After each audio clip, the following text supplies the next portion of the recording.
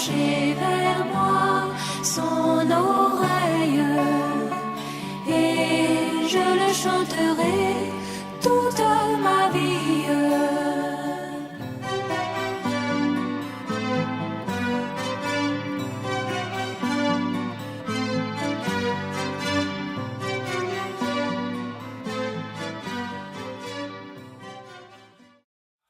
Gloire à Dieu. C'est vrai, notre Dieu est le seul vrai Dieu, c'est le grand Dieu qui tient le monde effectivement dans sa main. Et si nous sommes dans le monde et qu'il tient le monde dans sa main, regardez combien de milliards nous sommes. Ça veut dire qu'il est vraiment grand. Amen. Et dit même là, toute la terre là, est rassemblée ça comme un peu de poussière dans sa main. C'est même pas beaucoup. Tout l'univers qu'on ne voit pas bien là, on voit ça de loin là. Tout ça, ça est dans sa main. Amen. Ça a été créé par lui et pour lui. Il dispose de ça comme il veut. Quand il dit à la mer de s'arrêter, la mer entend. La mer se met au respect. Amen. Quand il ordonne au vent, le vent fait silence. Et les hommes ont pu se poser la question, mais en fait, qui est cet homme? Qui est donc cet homme à qui même la mer et le vent obéissent? Oui, nous avons la révélation maintenant. Nous pouvons savoir que c'est celui qui a tout créé. C'est le Dieu tout-puissant, le El Shaddai, le El Rapha, le El Shalom. Voilà, il est tout. Amen. Ce n'est pas des divinités. Chaque divinité tient un pouvoir, pouvoir de la paix. Chez les païens, il y a chaque Dieu pour chaque. Et chez les nouveaux païens modernes, il y a Saint Christophe qui protège contre les accidents. Il y a Saint Croix qui protège contre le temps. Ils ont imité exactement leurs ancêtres. Et puis ils ont trouvé des divinités pour protéger dans chaque domaine. Mais nous savons que notre Dieu est tout en tout. Et c'est la vérité, c'est la grâce de Dieu. Ce n'est pas tout le monde qui a compris ça. Et si nous avons compris, ce n'est pas parce que nous aussi nous sommes forts, mais c'est parce que Dieu a voulu nous faire comprendre ce que les autres n'ont pas encore compris. Ce soir, j'aimerais que nous puissions méditer sur un sujet qui est d'actualité et qui sera d'actualité même au ciel. Amen. Et c'est pour ça que nous allons nous lever pour faire la première lecture. Je salue tous les frères qui sont en ligne avec nous. Partout où vous êtes, dans tous les pays, nous vous saluons dans le précieux nom de notre Seigneur Jésus-Christ. Nous sommes très heureux de vous savoir en ligne avec nous, que ce soit en direct ou en différé. Amen. Nous allons faire notre première lecture dans 1 Pierre au chapitre 4.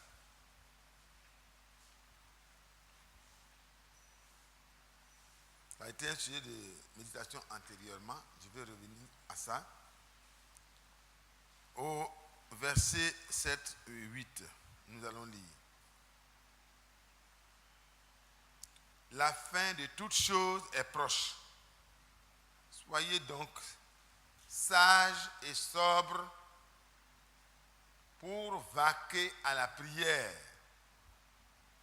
Ayez avant tout les uns pour les autres un amour ardent, car l'amour couvre une multitude de péchés. Amen. On lit la suite, mais c'est surtout là. Exercez l'hospitalité les uns envers les autres. C'est arrêté là. Plusieurs peuvent dire, moi aussi j'ai déjà exercé l'hospitalité. Mais il dit, sans murmure. Ah, là, ça change les choses. Comme de bons dispensateurs des diverses grâces de Dieu, que chacun de vous mette au service des autres le don qu'il a reçu. Amen. Gloire à Dieu. Notre Dieu, notre Père, nous avons fait la lecture parce que, là encore, c'est ta grâce. Nous avons appris à lire, nous savons lire un peu. Mais lire ne suffit pas. Il faut encore comprendre ce qu'on a lu. Et ce n'est pas par une interprétation humaine que nous pouvons bien comprendre la parole. Si c'est un cours dans une matière scientifique ou quelconque, on peut demander au professeur de nous expliquer. Parce que c'est lui qui a fait le cours, qui a préparé le cours. Mais là, il s'agit des choses du royaume, des choses d'en haut. C'est pour cela que nous demandons que le Saint-Esprit vienne et révèle vraiment la parole à chacun de nous, pour que nous puissions marcher comme tu veux. Sanctifie-nous par ta vérité. Et c'est ta parole qui est la vérité. Merci au nom de Jésus-Christ notre Seigneur. Amen. Asseyons-nous. Vous voyez, tout montre effectivement que la fin de toute chose est beaucoup plus proche qu'au temps de Pierre. Vous savez, quand le Saint-Esprit parle, il ne parle pas juste pour le temps où le prophète est en train d'annoncer cela. Dieu n'est pas dans un temps limité. Il peut annoncer les choses qui vont venir dans 1000 ans, dans 2000 ans, comme si c'était déjà là. Amen. Au moment où le Saint-Esprit inspirait Pierre, il y a plus de 1000 ans et quelques, à dire que la fin de toute chose est proche, effectivement, aux yeux de Dieu, c'était déjà proche. Amen. C'est le temps de la patience de Dieu que nous vivons aujourd'hui. Parce que la Bible dit qu'il ne tarde pas à accomplir ce qu'il a dit, mais il use de patience envers nous. Parce qu'il sait que s'il venait à cette époque-là, plusieurs d'entre nous ne seraient pas là où nous sommes aujourd'hui. Amen. Donc la fin de toutes choses est proche, c'est à prendre au sérieux, surtout dans notre génération. Nous avons reçu le dernier messager. Élie devait venir et rétablir toutes choses. Matthieu 17, à partir du verset 11. Verset 10, 11. Il est vrai qu'Élie doit venir et rétablir toutes choses. Mais je vous dis qu'Élie est déjà venu. Et ils ne l'ont pas reconnu. Amen. Élie qui doit venir, il est vrai, et rétablir toutes choses. Ça a été dit au futur. Mais Élie est déjà venu là. Nous savons que ça concernait Jean-Baptiste. Parce que dans Luc, au chapitre 1, le verset 17, le père, vous voyez, de Jean-Baptiste, quand il recevait la visite de l'ange, il a pu comprendre quelle était la mission de cet enfant. Il vient avec l'esprit et la puissance d'Élie pour faire un travail de préparation, mais pas un travail de rétablissement. Amen. Préparer le chemin du Seigneur devant lui. Mais le rétablissement concerne notre temps. Parce qu'il faut quelque chose qui existait, qui a été déplacé ou renversé, qu'il faut rétablir à sa place. Comme au temps d'Élie, le premier Élie qui a existé dans l'histoire de l'humanité, c'est le Élie un roi. Voilà. Et vous savez qu'il a provoqué la famine, parce que Dieu lui a dit de prononcer la parole, et il n'y aura pas de pluie. 3 ans et demi, pas de pluie. Parce que les hommes étaient pervertis, le roi était perverti, la reine était pervertie, et Dieu devait vraiment juger la nation pour amener le peuple qui lui appartient là, à lui. La confusion était généralisée. Quoi qu'il y ait 7000 qui n'avaient pas fléchi le genou devant Baal, ce n'était pas les 7000 seulement que Dieu devait faire rentrer. Alléluia. Il y avait d'autres personnes qui étaient ballotantes. Mais la grâce de Dieu a permis qu'Élie vienne, qu'il se tienne à l'écart de toutes les religions, et que, par la puissance du Saint-Esprit, il opère et montre la différence. Il a rétabli d'abord l'autel, et quand il a rétabli l'autel avec les 12 pierres qui constituent la nation d'Israël, voyez, qui symbolise les 12 tribus de la nation d'Israël, il a fait donner d'abord aux faux prophètes l'occasion de se montrer. Ils se sont montrés jusqu'à l'heure de l'offrande du soir. Pas de réponse. Parce que Dieu a pris soin d'ordonner à tous ces démons qui se manifestaient dans les sacrifices de Baal qu'aujourd'hui là, ce n'est plus l'heure de la fausseté. C'est l'heure de la vérité. Nous chantons l'heure de la victoire, de la vérité, a sonné dans mon cœur que Jésus soit loué. Parce qu'il y a un temps où Dieu décide de vous éclairer. Quand Dieu décide de vous éclairer, quelles que soient les ténèbres, quels que soient les démons qui s'opposent à cela, Dieu se frayera un chemin dans votre cœur. Et c'est ce qu'il a fait dans le cœur des enfants d'Israël. Et quand ils ont vu comment les faux prophètes ont procédé, qu'il n'y a pas eu de réponse, comment Élie a procédé.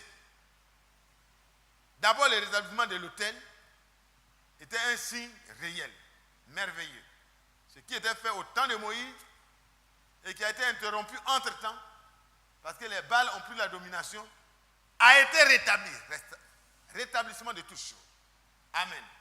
Et après, l'Holocauste a été déposé et l'eau a été versée, contrairement à la science. Parce que ce n'était pas normal, quand on veut allumer un feu, d'arroser le bois, de mettre de l'eau sous le foyer et de l'eau partout. Et puis c'est dans ça que tu veux allumer un feu. Mais le feu de Dieu est différent du feu des hommes. Le feu de Dieu est le feu de Dieu. Alléluia. C'est un feu dévorant. Ah. Et alors le Seigneur a répondu. Quand Élie a dit, j'ai fait toutes choses d'après ta parole. Alors, permets à tes élus de ne plus être ballottants à gauche, à droite, mais qu'ils soient situés sur qui est le vrai Dieu, le seul vrai Dieu. Tu as déclaré que tu es l'unique, mais aujourd'hui, ils en ont trouvé plusieurs. Alors, qu'ils soient clairement prouvés. Amen. Alors, il a dit, Éternel, Éternel, réponds. Réponds, afin que le peuple sache que je suis ton serviteur. Amen.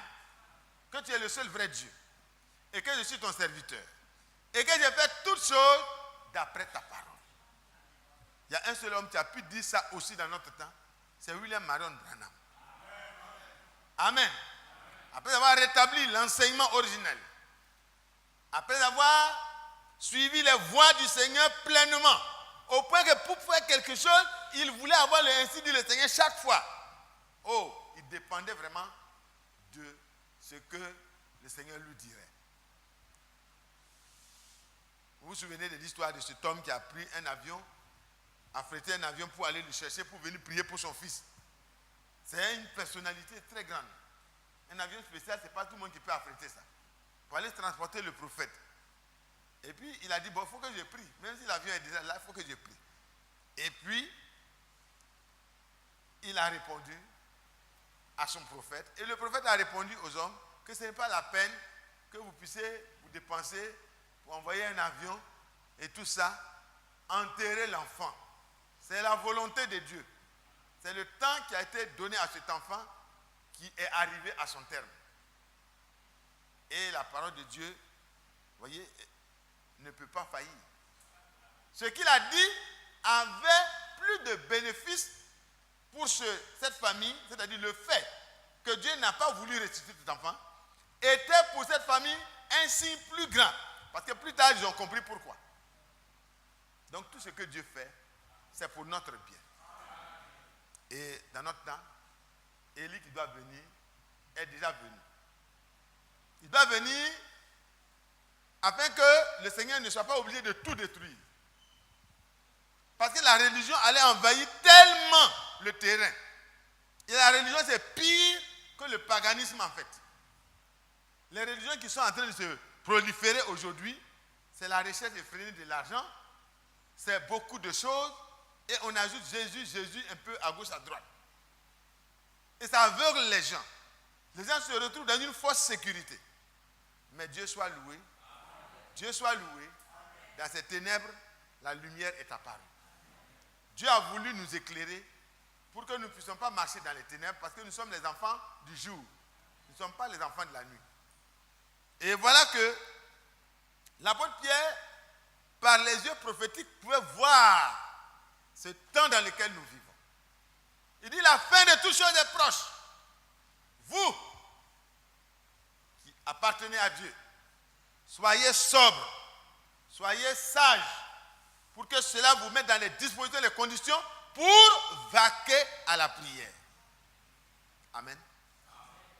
Ce n'est pas nécessaire, c'est nécessaire. Il y a beaucoup de choses à gagner actuellement. Il y a beaucoup de choses qui doivent nous occuper et qui peuvent nous occuper actuellement.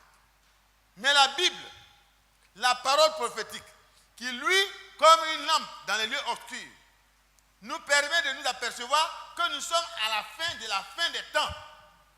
Nous nous rendons compte que la vie qui était au temps de Sodome et Gomorrhe est même multipliée et déposée dans notre temps.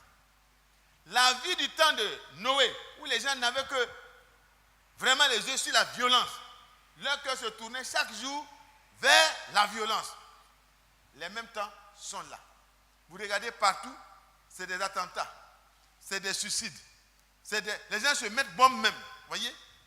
Pour pouvoir faire le maximum de bien, ils entrent là où les gens sont nombreux. Et puis il faut éclater la bombe. Lui-même meurt parce qu'on lui a promis le paradis. Et puis il tue beaucoup de personnes à qui on n'a même pas promis de paradis. Et les gens se retrouvent morts subitement parce que le cœur de l'homme a été tellement rendu dur. Et souvent par la religion. Vous savez, les gens qui font ça, c'est par la religion. Il faut avoir une conviction plus profonde qu'un homme normal. Il faut avoir été drogué par la religion pour aller se faire éclater pour un idéal. Mais la vérité est que nous vivons le temps de Noé. Le cœur de l'homme est continuellement tourné vers le mal. Mais Dieu soit loué. Dans ce brouhaha, dans ce brouillard que constitue l'humanité, il y a des points de lumière. Oh là là, la Bible dit que toi et moi, nous sommes, par la parole de vie qui habite en nous, nous sommes des flambeaux. C'est-à-dire au milieu des ténèbres, nous sommes des points de lumière qui permettent aux hommes égarés de retrouver le repère. Alléluia. Ta vie doit être différente. Ma vie doit être différente. Ma vie doit interpeller celui qui me voit. Ta vie doit interpeller celui qui te voit. Pour qu'il sache qu'il n'est pas obligé de continuer à faire comme les autres. La fin de toutes choses est proche. Le rétablissement promis par rapport à la parole a été fait. Alors qu'il a dit que le ciel doit le retenir jusqu'au rétablissement de toutes choses dont Dieu a parlé anciennement par la bouche de ses saints prophètes d'autrefois. Le rétablissement de toutes choses est en train de devenir une réalité sous nos yeux. Donc la venue du Seigneur, le retour pour prendre son épouse est vraiment proche. Et après d'avoir pris l'épouse aussi, les choses vont se précipiter parce qu'on a 7 ans de noces. Mais en temps, il doit venir régler des choses sur la terre pendant que nous sommes au palais. Donc vous voyez que les choses sont très rapprochées. Frères et sœurs, soyons sages. Soyons sages. Ne continuons pas à courir comme les autres. Il faut qu'ils soient étonnés comme au temps de Paul aussi, parce que Paul dit, ils sont étonnés de ne pas vous voir courir dans les mêmes choses que eux. Oui, il faut que cela soit aussi aujourd'hui. Le chrétien doit pouvoir faire la différence où il est. Les gens courent après les favoris, les faveurs. C'est pas vrai? Ceux qui cherchent le travail courent après le travail. Le chrétien court après, il cherche le travail, mais ne court pas après le travail. Amen. Le chrétien ne court pas après le travail. Il cherche du travail. Il prie. Et Dieu lui donne le travail au temps opportun. Plusieurs parmi nous en chemin un peu, c'est pas vrai? Il y a des temps où c'est dur. Tu ne sais pas comment tu vas faire. Tu es obligé de faire des choses de vraiment très second rôle par rapport à ce que tu as appris. Mais c'est tout ça qu'on appelle vraiment être sobre. Parce que c'est dans les temps comme ça là que des propositions qui sont contre ta foi te sont faites. Mais le chrétien, il est sage. Il ne se fait pas prendre au pied des tendances de ce monde. Il est sage. Et la sagesse, le commencement de la sagesse, c'est la haine du mal. Amen. La crainte de Dieu est le commencement de la sagesse. Et craindre Dieu, c'est haïr le mal. Le mal, c'est quoi? C'est ce qui t'est proposé et qui ne concorde pas avec la parole de Dieu. C'est un mal déguisé. Et un serviteur de Dieu disait que même les bonnes choses de la chair sont mauvaises. Ce que tu peux faire charnellement pour que les gens disent que tu es bien là. Et puis ce n'est pas par l'inspiration de l'esprit que tu le fais là. C'est mauvais. Ce n'est même pas nécessaire. Parce que Dieu ne compte pas ça dans son carnet. Il ne pointe même pas ça. C'est comme si vous donnez quelque chose, vous multipliez un grand chiffre par 0. Il vaut mieux un petit chiffre multiplié par une bonne unité, au moins. Est-ce que vous voyez, frères et sœurs? Nous devons être sages et sobres. Si c'était le début de toute chose, bon, on peut dire qu'on a le temps. Mais c'est la fin. La fin est vraiment proche. Le prophète qui devait venir avant le jour de la colère de Dieu est déjà là. Alors que la colère de Dieu et l'enlèvement, c'est presque au même moment. Quand nous partons, alors les choses se déchaînent sur la terre et tout devient difficile. Mon frère, soyons sages. Ne courons pas le risque de nous retrouver vraiment encore là au moment où les choses vont commencer à se compliquer sur la terre. Soyons sages. Et puis soyons sobres. La sobriété exige que tu fasses un choix lucide. Amen. Il faut faire un choix entre plusieurs choix que tu as. Tu as plusieurs choix chaque jour dans la vie d'un frère ou d'une sœur. Devant chaque situation, il y a plusieurs propositions qui te sont faites. Il y a toi-même ta pensée. Il y a les pensées que le diable va te communiquer. Et il y a la pensée de Dieu. Alléluia. Pour toi, frère et sœur, qui doit être prêt pour l'enlèvement, il faut chercher à savoir ce que Dieu le Seigneur attend de toi. Qu'est-ce que je dois prendre comme décision? Qu'est-ce que je dois prendre comme position dans cette affaire? Pour que mon Dieu agrée ma position. Jésus pouvait dire, celui qui m'a envoyé est toujours avec moi. Il ne m'a pas laissé seul. Et là, il ne nous a pas caché le secret. Parce que je fais toujours ce qui lui est agréable. Dans le foyer d'une femme, Dieu a permis par sa parole que vous soyez instruite pour savoir ce que vous devez avoir comme attitude. Ce que vous devez avoir comme position. Ne regardez pas et ne conditionnez pas votre position à la manière de faire de votre mari. Parce que chacun répondra pour ses actes qu'il a posés vis-à-vis de la parole. Il dit, c'est cette parole que vous écoutez, c'est elle qui sera votre juge. Et dans cette église, nous sommes bien enseignés. Je peux dire, nous sommes suffisamment bien enseignés. Alors, sœur, sois sage. Sois sage dans ton foyer. Il dit, la femme sage bâtit son foyer. Elle fait toutes choses en regardant qu'est-ce que Dieu dit de la bonne femme. Qu'est-ce que Dieu dit de la bonne maman à l'égard de ses enfants.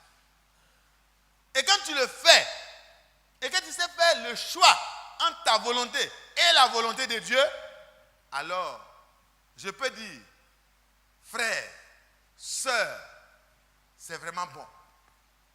Tu es sage. Tu es sobre.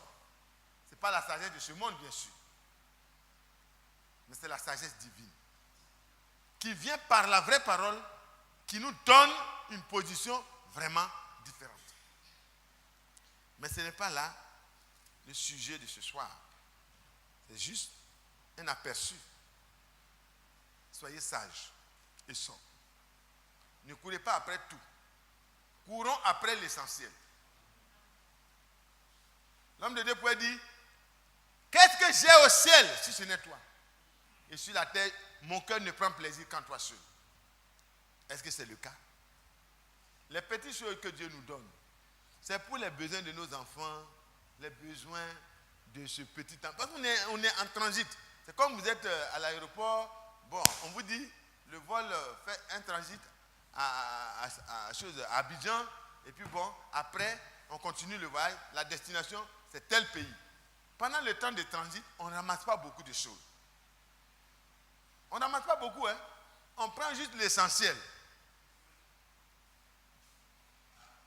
Prenez l'essentiel, frère.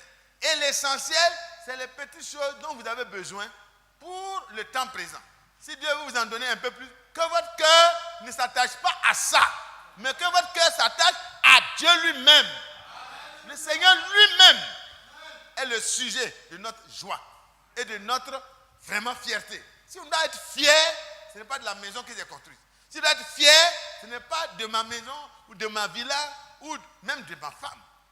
On doit être heureux d'avoir une bonne femme comme pour moi. Mais ce n'est pas de ça que je dois vraiment me gonfler. Si je dois me réjouir et me prévaloir un peu, c'est d'avoir eu la grâce de connaître Jésus-Christ. Parce que c'est en Jésus que je reçois les meilleures des choses. Si je ne connaissais pas Jésus, je n'allais pas avoir une bonne femme. Si je ne connaissais pas Jésus, je n'allais pas avoir chacun de vous comme frère. C'est pas vrai? C'est en Jésus que j'ai eu tout ce trésor-là. Alors frères et sœurs, soyons sages, soyons sobres. Le temps est fini. Le temps est fini. La fin là, c'est pas loin. Le frère Franck aime dire, nous sommes à la fin de la fin des temps. Ça veut dire que la fin là est à quelques pas. Que Dieu nous bénisse. Il dit avant tout. Avant tout. Avant tout, ça veut dire quoi? Ça veut dire avant tout. Ça veut dire la chose prioritaire. La chose qui va se positionner d'abord. Avant que tu commences la course là. Amen. Ayez. Moi je dirais ayons. Les uns pour les autres. Un ardent amour. Quand Pierre parlait, par la grâce de Dieu, il pouvait dire ayez. Parce que lui, il était déjà dans le plein. Il avait fait son plein.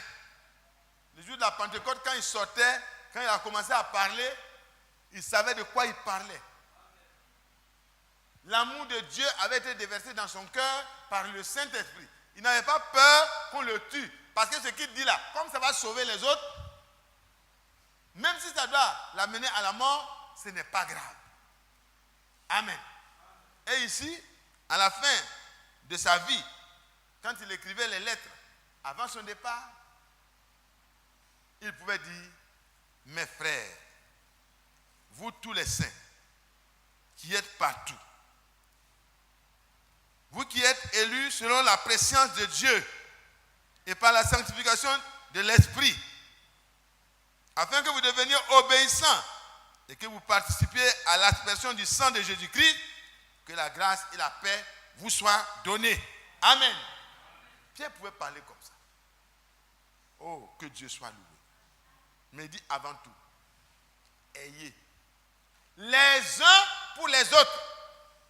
Ça ne doit pas être un seul côté, mais ça doit être mutuel. Ayez quelque chose de mutuel. Ayez quelque chose où chacun est vraiment participant. Et de quoi s'agit-il? L'amour divin. Un amour ardent. Pas un amour faiblissant, morissant. Non. Un amour ardent. C'est ce qu'il nous dit d'avoir. Frère, ce soir, c'est la priorité, puisque la fin de toutes choses est proche. Le frère Branham, quand il a été élevé dans la gloire, il a entendu que seul l'amour parfait entre par les portes du palais éternel. C'est pourquoi il dit, ne vous vantez de rien, frère. Parce que si tu n'as pas l'amour, tu es déjà un cadavre. Dit, celui qui n'aime pas son frère est déjà mort. Et celui qui aime, il démontre par là que Dieu est en lui. Pourquoi cela? Ayez avant tout, les uns pour les autres, un ardent amour. Car l'amour une multitude de péchés. Quand vous aimez quelqu'un, vous n'aimez pas l'exposer. C'est pas vrai? Ça ne veut pas dire que vous le protégez dans son péché. Non. C'est différent. Quand vous aimez quelqu'un, vous n'aimez pas qu'on parle même de ses défauts en public. C'est pas vrai? Quand on commence à parler de la personne, dans votre cœur, il y a quelque chose qui n'est pas d'accord. Même si la personne est effectivement en faute. Parce que pour vous, ça ne valait pas la peine qu'on puisse publier ça, mais on peut régler ça pour l'aider à sortir de là. Ça, c'est l'amour qui fait ça. C'est le travail de l'amour. L'amour vous permet de devenir une bonne couverture jusqu'à ce que le mal, quand vous voyez une plaie, est-ce que c'est normal? Quelqu'un qui aime son corps, là où il y a la plaie, là, qu'est-ce qu'on fait? Il y a la plaie là, hein? Mais on nettoie bien. Parce que quand vous aimez quelqu'un, quand il y a la plaie, il faut vraiment nettoyer. Il faut nettoyer, il ne faut pas dire à quelqu'un, oui, comme je t'aime, bon, vraiment la chose qui est là, si je touche, il ne sera pas content. Non, l'amour est correctif. Et l'amour ne couvre pas pour que ça pourrisse, non. Quand vous finissez de nettoyer bien, vous ne devez pas avoir de la méchanceté dans votre cœur. Amen. Vous devez être humble. Vous devez tout faire avec humilité et douceur. Alors, quand vous finissez de nettoyer la plaie, que vous faites? On prend quoi? On prend poudre, on met. On prend pommade, on met. On prend coton, on met. On met prend paradrap, compresse, on met. On prend paradrap, on met. Et parfois on prend bande maintenant, on met. Tout ça c'est pour protéger la partie qui est en train de pourrir là. Est-ce que vous voyez? Ça se montre de manière simple dans la vie de l'organisme. Vous ne dites pas comme le pied là, la partie a commencé à se gâter. Bon, tu t'en vas, et puis tu dis au médecin, bon, ici là, ça commence à me faire mal, il faut couper. Qui a déjà fait ça? Quand on doit couper vraiment, c'est le médecin qui a jugé nécessaire. Sinon, tout ce qu'on peut faire pour ne pas couper le pied, on doit le faire. Et le chrétien ne doit pas être le premier à livrer à la vindicte son frère dans la foi. Ce n'est pas normal, frère. Quand tu le fais, tu peux avoir des justifications. Oh oui, moi j'aime la vérité. Moi j'aime tant. Mais si tu dis que tu aimes la vérité dit que tu dois aimer ton frère. Alors, c'est quelle vérité que tu aimes là? Dis-moi. La vraie vérité divine est toujours accompagnée de l'amour divin. Les deux marchent ensemble. Vous ne pouvez pas les dissocier comme les deux faces d'une même pièce. Que Dieu nous aide. Ayez les uns pour les autres un ardent amour. Car l'amour couvre une multitude de péchés. Exercez l'hospitalité les uns envers les autres sans murmure. Je reviendrai sur l'amour. Il dit exercer sans murmure. Alors si nous avons déjà été hospitaliers, c'est une bonne chose. C'est le commencement. Maintenant, il faut repartir pour regarder comment nous avons exercé cette hospitalité. Est-ce que c'est sans murmure? Quand la conduite de la personne a commencé à ne pas être comme nous avons présagé, quelle a été notre attitude à l'égard de cette pauvre personne? Alors, corrigeons. Corrigeons parce que ce qui est sans murmure là, c'est ce que Dieu retient. Il n'a pas dit de chacun n'a qu'à essayer d'être hospitalier. Non, ce n'est pas ça. C'est la grâce de Dieu en nous qui doit nous permettre d'accueillir quelqu'un. Est-ce que vous avez compris ce que je veux dire? Si la grâce de Dieu qui te donne l'amour de Dieu est en toi, alors tu pourras te voir dans la même situation de celle ou de celui qui te demande l'hospitalité. Tu pourras avoir un cœur élargi, des entrailles élargies pour l'héberger en ne murmurant pas. Parce qu'au moment où tu commences à murmurer, il faut dire à ton frère, vraiment, je suis faible. En tout cas, il faut chercher un de toi. Parce que ça vaut mieux. Parce que tu vas faire du mal à cette personne.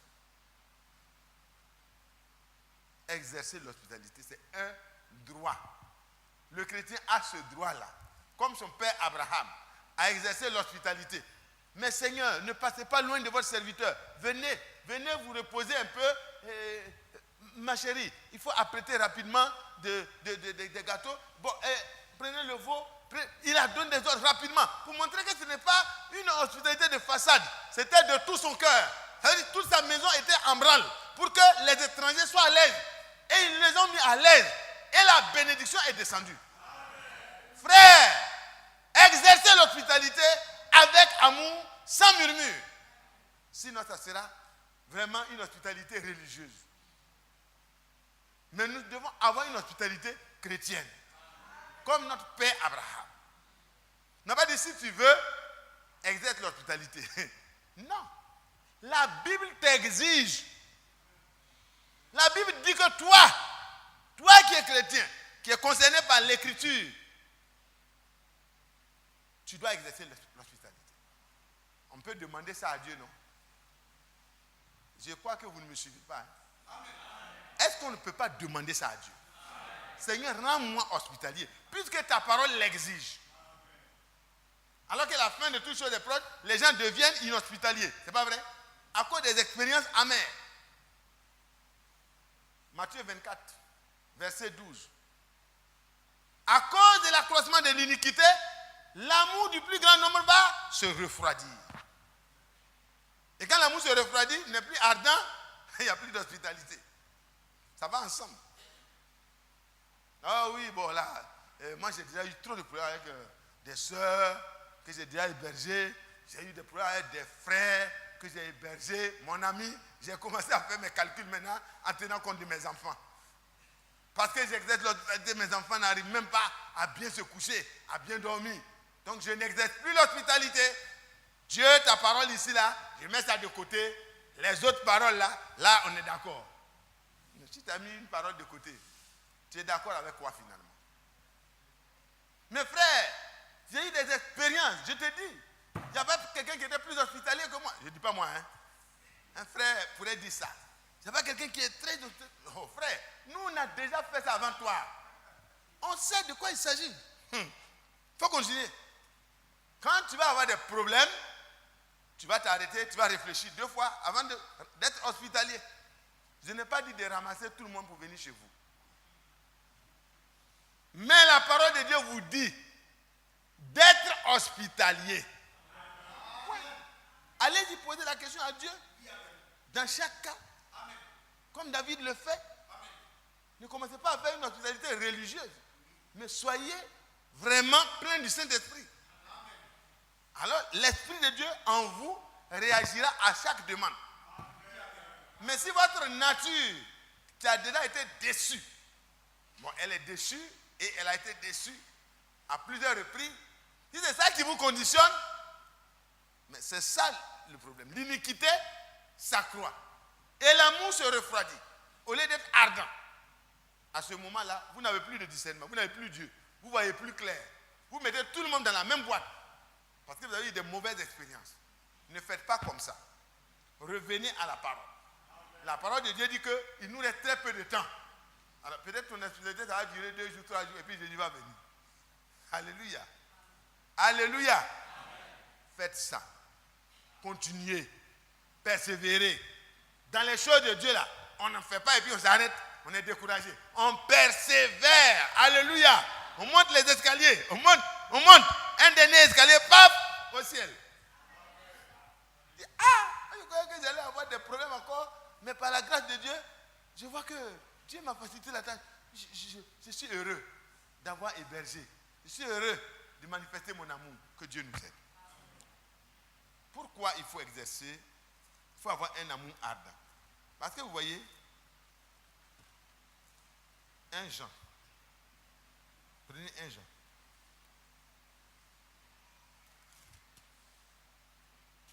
1 Jean 4.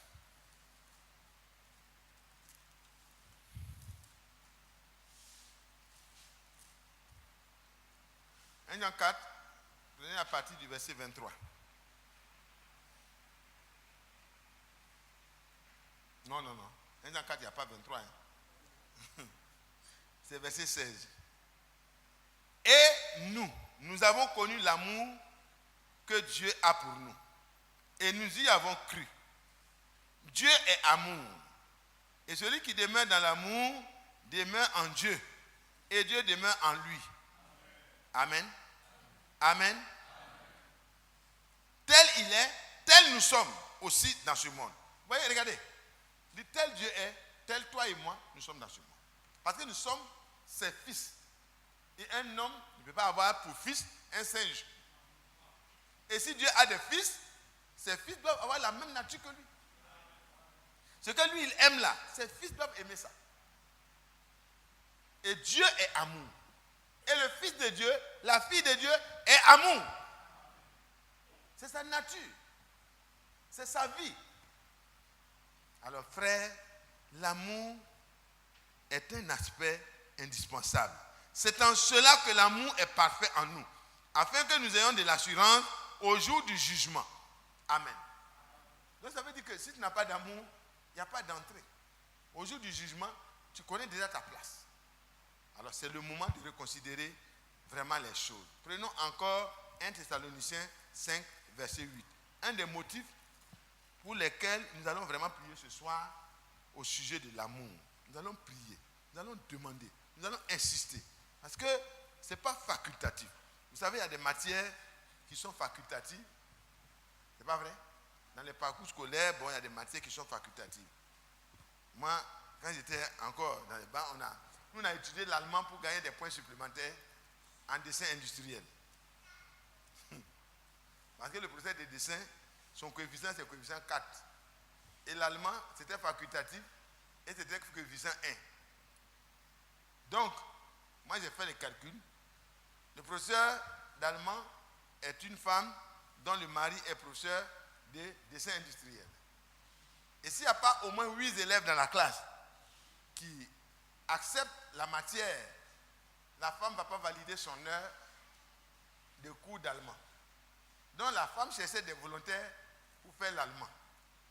Et moi, comme je calculais beaucoup à l'époque, j'ai dit, même si je n'aime pas l'allemand, je vais aller dans l'allemand pour que la femme soit contente. Et comme son mari vient la chercher, souvent, et que les élèves d'allemand ne sont pas nombreux, ils nous remarquent. Vous voyez comment les élèves sont dangereux, hein, les étudiants là. Ils font des grands calculs. Et moi, j'ai fait mon calcul et j'étais assis là-bas, juste par intérêt. Vous voyez, si on peut faire des calculs pour des choses de la terre, mais les choses d'en haut, nous devons être beaucoup plus. Amen. Et puis, ça ne m'a pas beaucoup arrangé, c'est vrai, mais j'ai appris l'allemand un peu. Amen. Au point que quand l'ambassadeur devait venir, c'est nous qui étions les Allemands nous avons chanté l'hymne national en allemand. Et ça m'a retenu. Mais frère, ce n'est pas ça qui est vraiment important pour nous. Nous devons aller plus loin. L'amour, nous allons prendre au chapitre 5, le verset 8. 1 Thessaloniciens 5, verset 8. Mais nous, qui sommes du jour, soyons sobres. Vous voyez, le mot sobre encore réapparaît. Nous qui sommes du jour, nous ne devons pas tomber dans tous les plats. Mais nous devons être sobres. C'est comme dans les grandes réflexions, les grandes réceptions. On ne tombe pas sur l'entrée, et puis on remplit le ventre, et puis après on n'est même pas arrivé au milieu, les plats commencent à défiler, le frère il est déjà, n'a pas été sobre au départ.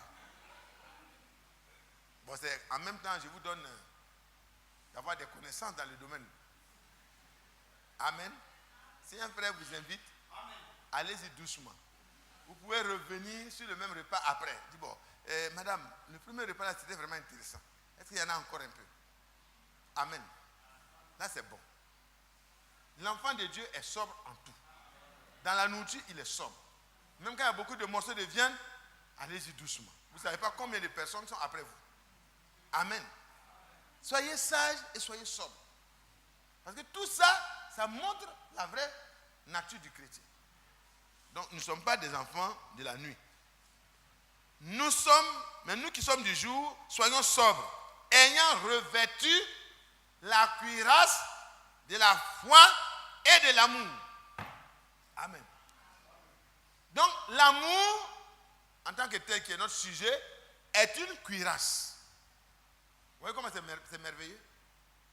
Alors, quand quelqu'un est dans le combat, et puis il n'a pas de cuirasse, quelqu'un qui va sur le champ de bataille, nos policiers, nos militaires qui gardent les personnalités, tout ça, ont des gilets pare-balles. C'est pas vrai? Ils ont des gilets qui protègent leur poitrine. Parce que la poitrine abrite les éléments sensibles du corps. On protège la tête, on protège vraiment la poitrine. Les autres parties peuvent être atteintes, ça peut vous traîner un peu avant que la mort intervienne. N'est-ce pas, frère Anissé? Si on tire et que ça pénètre la poitrine, quelque part, ça va toucher un élément sensible. Mais surtout, il y a le cœur, la grande pompe. Alors, le gilet pare-balles permet de protéger. Et à l'époque où ces écrits étaient faits, la cuirasse était vraiment quelque chose de vraiment grand. Ça protège beaucoup. En plus, vous voyez, comment on appelle, du bouclier. Et ici, on dit, l'amour est une cuirasse. Donc, si tu n'as pas d'amour, frère, tu es exposé à tout moment. Un petit problème, tu vas grossir ça. Et quand tu grossis un problème, ça veut dire toi-même, tu te mets dans les problèmes. Parce qu'au moment où tu n'aimes pas quelqu'un et tu en veux à cette personne, tu es en train de te détruire. Parce que la haine détruit celui qui l'abrite. Mais l'amour édifie celui qui est amour.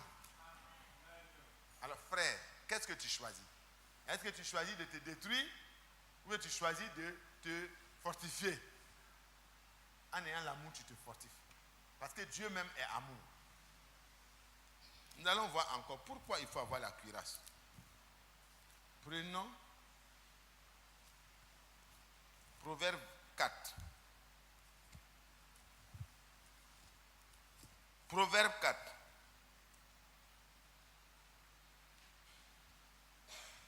Voilà. À partir du verset 23. Garde ton cœur plus que toute autre chose, car de lui viennent les sources de la vie. Amen. Pourquoi il faut garder son cœur? Parce que frère, c'est du cœur que la décision de l'homme se prend. C'est dans le cœur que la chose se passe. Et quand le cœur est influencé par la haine, tu prendras des mauvaises décisions du mauvais côté. Mais quand ton cœur est influencé par l'amour, ça veut dire que ton cœur est influencé par Dieu. Et tu prendras des décisions qui vont apporter la vie à ceux qui sont autour de toi. Et à toi-même. Ça va t'édifier. Garde ton cœur. Le diable peut influencer ta pensée vite. Mais par la grâce de Dieu, si ton cœur est protégé par l'amour, il y a des décisions que le Seigneur te permettra de prendre sur la base de l'amour, même sans comprendre. Et ça va protéger beaucoup de personnes. L'amour n'est pas dissociable de la vérité. Parce que l'amour est de Dieu. Et la vérité, c'est Dieu. Amen. Les deux marchent ensemble. Donc garde ton cœur, plus que toute autre chose. Car c'est de lui que viennent les sources de la vie. Quand Adam et Ève ont pris la décision, ce n'est pas dans leur pensée seulement. Hein. La pensée a été influencée, le cœur a pris la décision. C'est dans l'âme. Vous voyez? Jésus pouvait dire, c'est dans le cœur que se trouvent toutes les bonnes choses ou les mauvaises choses. Les bonnes décisions, c'est dans le cœur qu'on les prend. Les bonnes résolutions, c'est dans le cœur qu'on les prend. Alors, quelle est la décision que tu prends? Tu mets le pivot du côté de Dieu, ou bien tu mets ça du côté de toi-même, ce que tu as résolu. Nous allons encore lire. Pourquoi il faut protéger le cœur? Et la meilleure protection du cœur, c'est de laisser l'amour de Dieu s'imposer à votre cœur. Matthieu 12. à partir du verset 34, il dit, c'est de l'abondance du cœur, verset 34, que la bouche parle. C'est de l'abondance du cœur que la bouche parle. L'homme bon tire de bonnes choses de son bon trésor, et l'homme méchant tire de mauvaises choses de son mauvais trésor. Amen. Alors frère, ne laisse pas ton cœur à la portée de n'importe quelle pensée. Protège ton cœur. Ne permets pas au diable de faire dans ton cœur son atelier. Laisse le Seigneur guider les pensées de ton cœur. Amen. Les décisions de ton cœur, je veux dire.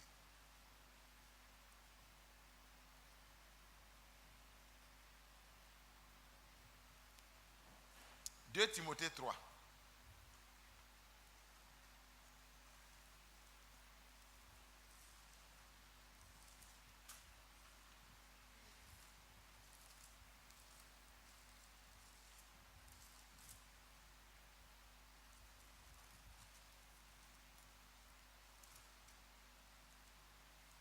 2 Timothée 3, verset 10.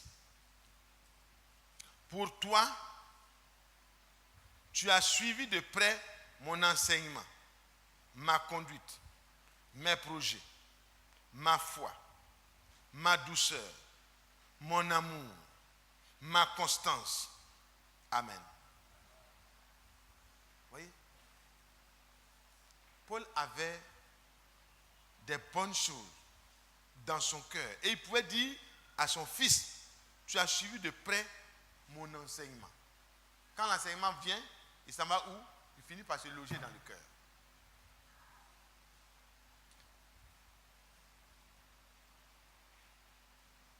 Ma conduite.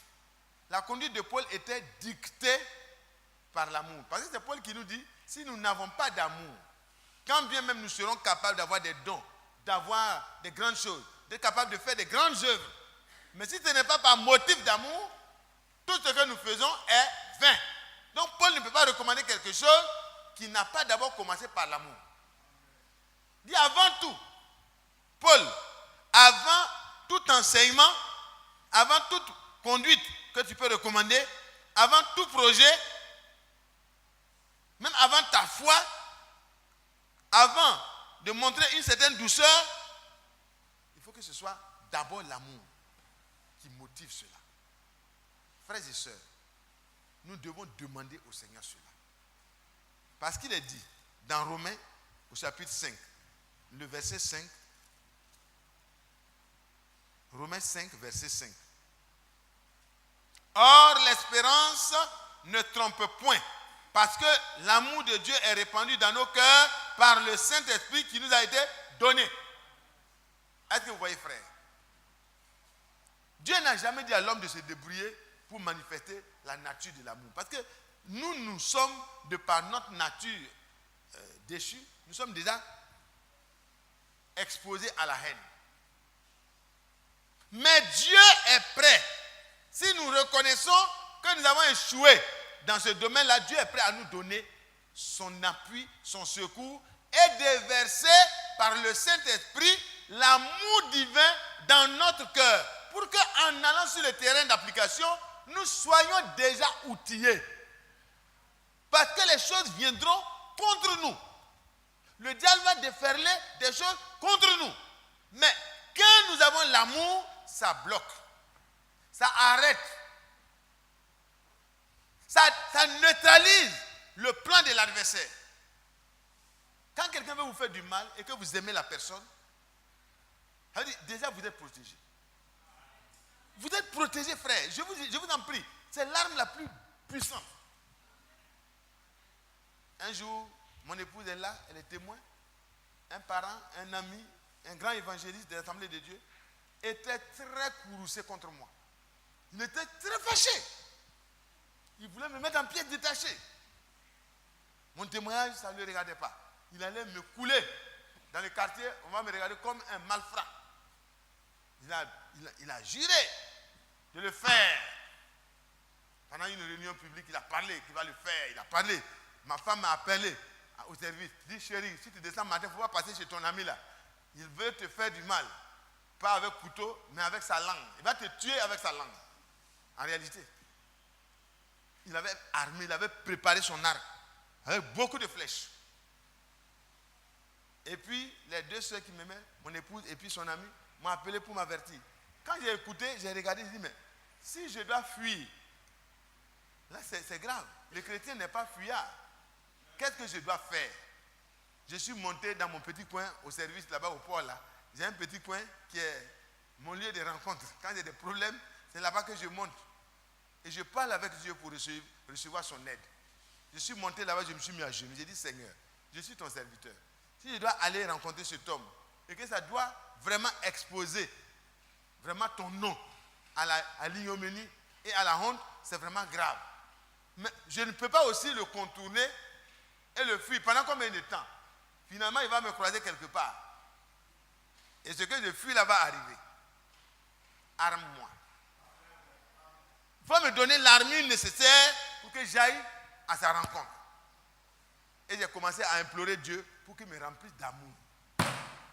Frère, à un moment donné, la puissance du Saint-Esprit a rempli mon cœur de tellement d'amour pour cet homme.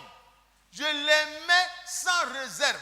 Je ne voyais plus ses défauts. Je ne voyais plus son ingratitude. Parce que quand même, on s'est fait du bien, lui et moi. Mais il devait me rendre tout ça là par le mal. Donc, mais quand j'ai commencé à l'aimer, j'ai commencé à me poser, peut-être que j'ai fait des choses qui ne lui a pas plu. Peut-être que, quand l'amour a commencé à m'envahir là, frère, l'amour ne soupçonne pas le mal. Hein. Je ne voyais plus que lui-même, il est en défaut, mais je dis, peut-être que moi-même, je me suis remis en cause. Et je ne comprenais plus moi-même. Je voyais que Dieu contrôlait la situation. Donc moi, j'étais pressé que le matin arrive pour que j'arrête les machines. Mon ami n'a qu'à venir me soutenir. Et puis je vais partir rapidement pour rencontrer mon ami. Et puis ma femme dit, toi, on t'a dit de ne pas passer là-bas. Il faut venir directement à la maison. On va t'expliquer tout ce qu'il a dit là. Et puis quoi, après ça.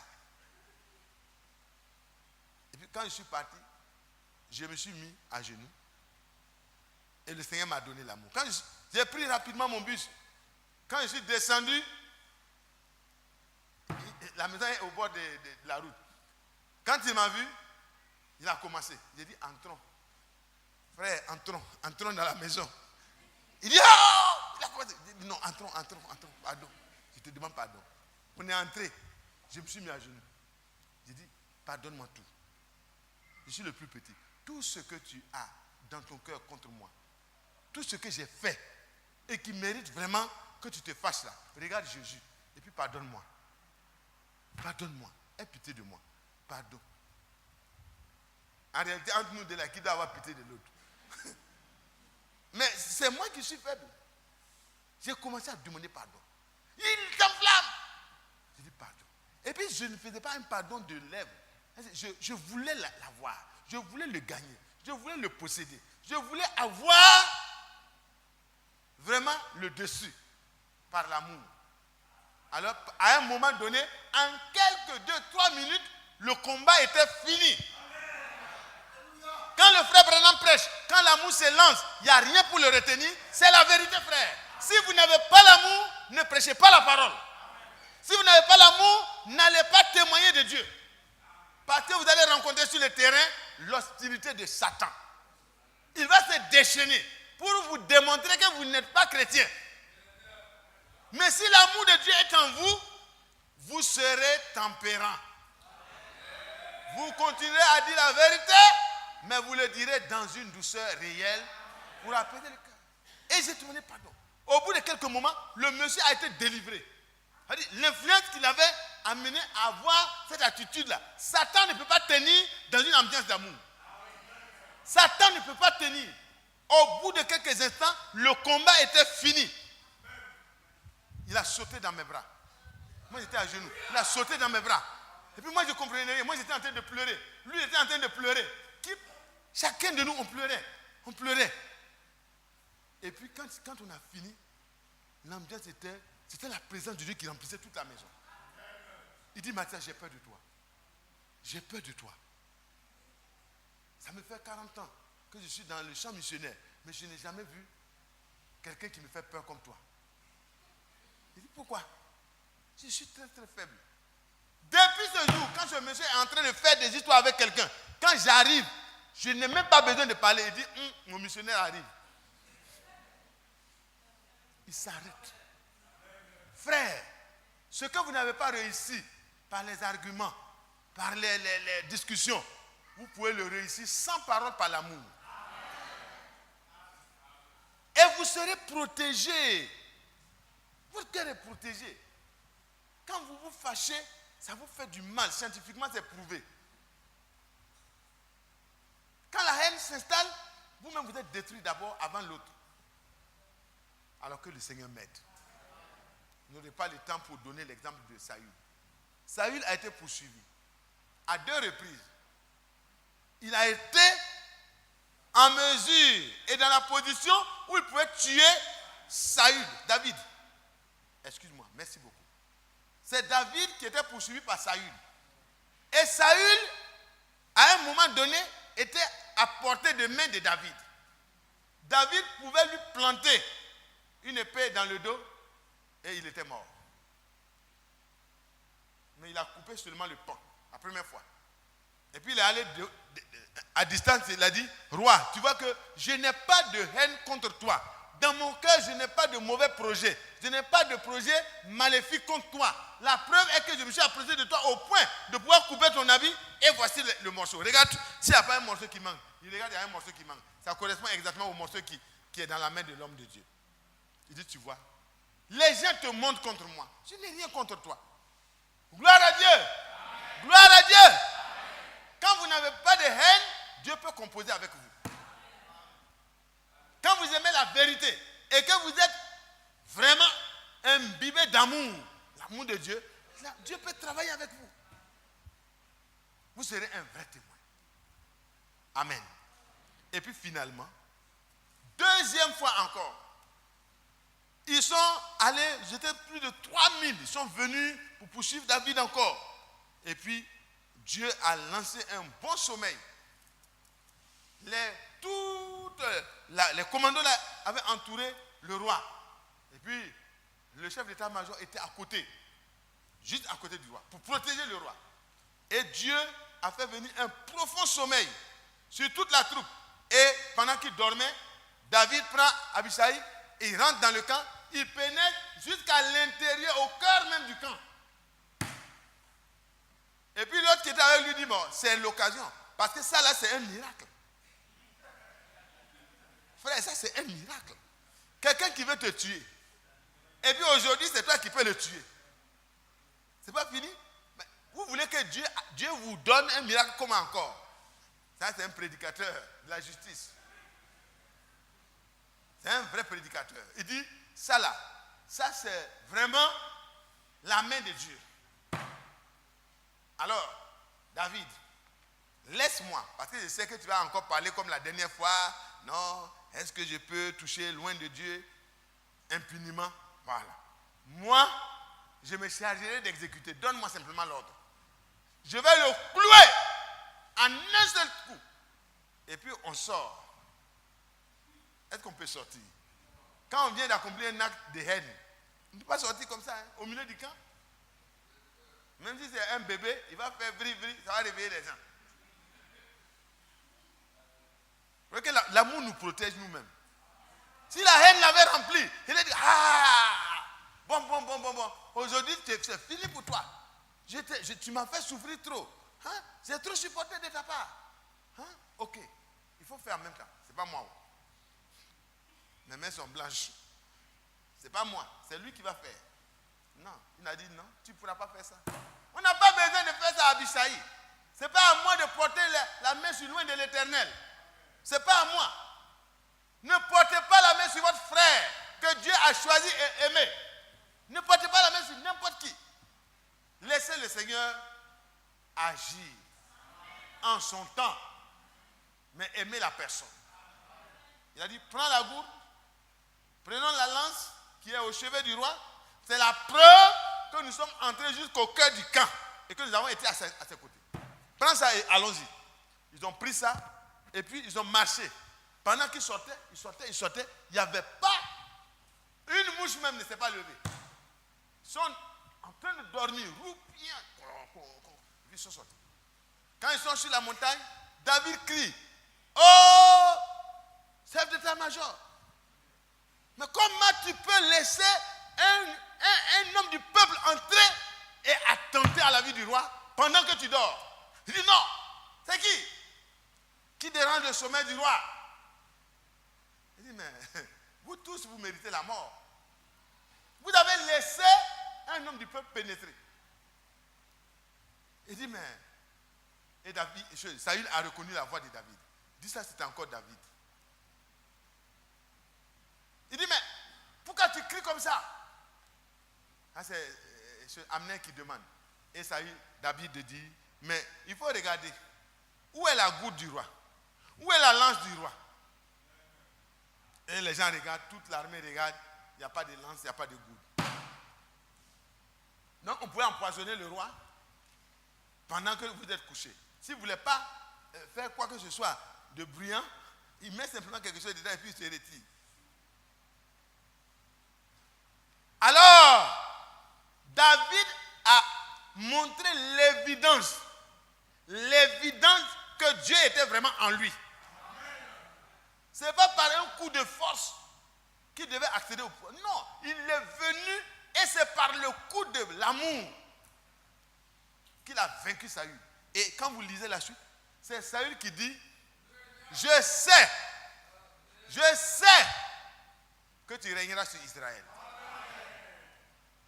Et il intercède même pour qu'il ne détruise pas toute sa lignée. Il dit, tu es plus juste que moi. Est-ce qu'on trouve son ennemi et puis on le laisse aller en paix? Oh David, comme ma vie a été précieuse à tes yeux aujourd'hui, que l'Éternel trouve ta vie précieuse à ses yeux au moment où tu seras en problème. Amen. Il dit, tu es béni mon fils David. Son adversaire, tu es venu pour tuer quelqu'un et puis il est à quelques portées. Et puis tu es en train de le bénir. Qu'est-ce qui peut amener ça? C'est l'amour. Frère, je vous en prie. Si vous voulez recevoir la bénédiction de vos ennemis, aimez-les. Et si vous voulez pouvoir les aimer, demandez au Saint-Esprit de déverser l'amour de Dieu dans votre cœur. Cette expérience de vaincre quand l'amour se lance, ce n'est pas l'amour qu'on essaie de fabriquer là. Il faut demander ça. Au moment où tu sens que le danger est grave et que tu ne peux pas résister toi-même à l'enflammer de ton adversaire, il faut demander. Continuellement, les chrétiens doivent demander à être protégés. L'armure doit être constamment sur nous parce que nous sommes sur un terrain de bataille de manière permanente. Moi, j'ai été averti, j'ai commencé à prier. Mais est-ce que c'est comme ça qu'on doit marcher? On doit marcher tous les jours revêtus de cet amour. Parce que l'adversité peut surgir à tout moment. Que la grâce de Dieu soit sur nous. Prions le Seigneur ce soir. Demandons au Seigneur le revêtement réel. Que l'amour de Dieu vienne revêtir nos cœurs. Nous sommes dans un monde hostile. Les gens ne vont pas nous cajoler.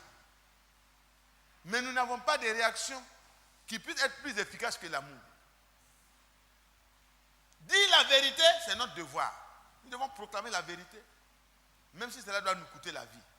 Mais que ce soit dans l'amour et par amour que nous faisons toutes choses. Parce que la fin de toutes choses est proche. Ayons avant tout un amour ardent. Ça nous permettra de couvrir une multitude de péchés autour de nous. Et quand on couvre, on soigne. Amen. Mon ami, depuis ce jour-là, ça ne veut pas dire qu'on ne se dit plus la vérité. Au contraire. J'étais libre maintenant de lui dire la vérité chaque fois. Parce qu'il savait que je l'aime. Amen. Alors que Dieu nous aide. Partout, le chrétien est capable d'être vainqueur. Il n'y a aucune situation où vous pouvez manquer d'avoir la victoire. Que Dieu nous aide. Je prendrai le seul exemple de Étienne. Au moment où Étienne était en train de mourir sous les coups des pierres jetées par ses adversaires, Étienne n'avait rien d'autre comme arme. Dans son cœur, débordant du Saint-Esprit, il n'y avait que l'amour qui pouvait sortir pour baigner tout ce qui était là. Et il se jette à genoux. Il dit, Seigneur, je meurs sous les coups de mes parents, mes frères, pour avoir parlé et prêché la vérité. Mais je n'ai rien contre eux. Reçois mon esprit. Et il cria d'une voix forte, Seigneur, ne leur impute pas ce péché, ce meurtre qu'ils ont eu à faire là. Ne leur impute pas cela. Que cela leur soit pardonné en même temps. Parce que je crois que dedans, parmi ceux qui font ça, il y a plusieurs qui sont vraiment dans l'ignorance et qui viendront un jour à la fin. Certainement. Son cœur était rempli d'amour. Il dit, Étienne, rempli du Saint-Esprit, vit le ciel ouvert. Et il vit le Fils de l'homme debout à la droite de Dieu. Amen. C'est ce qu'il a vu là qui a amené sa mort. Mais pendant qu'il mourait rempli du Saint-Esprit, il n'avait pas de revendication à faire. Qu'est-ce qu'il y a de plus doux que de mourir sur le champ de bataille? Alléluia. Il n'y a rien de plus doux pour un soldat que de mourir sur le champ de bataille, les armes à la main. Il dit oui, pour moi, mon chemin s'arrête là. Mais d'autres prendront le relais. Alléluia. Cet évangile pour lequel on met la pile, parmi eux, des gens prendront le relais. Ne leur impute pas ce péché-là. Parce que c'est certainement le temps pour moi de partir. Frère, quel que soit ce qu'un frère te fait, quel que soit ce que ton mari te fait, quel que soit ce que ta femme t'a fait, quel que soit ce que quiconque te fait, demande une chose et obtiens ça. Demande que Dieu te donne un amour ardent pour les frères. D'abord. Et quand ça déborde pour les frères, même les hommes qui ne sont pas frères, autour de toi, ils pourront gagner un peu aussi. Que la grâce de Dieu soit sur nous. On va se mettre à genoux. Et chacun de nous va voir l'état de son cœur. Parce que frère, je vous en prie, c'est le Saint-Esprit qui déverse ça dans notre cœur. Et si vous avez ça, les portes du séjour de l'enfer ne prévaudront point contre vous. Parce que c'est Dieu lui-même en vous. Vous êtes protégés. Et l'enlèvement est déjà assuré. Parce que les portes éternelles, quand vous allez arriver, c'est le code. Quand vous arrivez, ça s'ouvre largement. Dit, entrez prince. Parce que je vois la nature de Dieu en toi. Amen. Quand vous appartenez à un service, il y a des codes qui sont dans votre carte. Quand vous arrivez, quelqu'un va venir avec une autre carte de la même manière, mais qui n'appartient pas au service, la porte ne va pas s'ouvrir. Dieu ne reconnaîtra que ceux qui ont l'amour de Dieu au ciel. Parce que le Saint-Esprit, c'est lui qui déverse cet amour-là. Que la grâce de Dieu soit sur nous.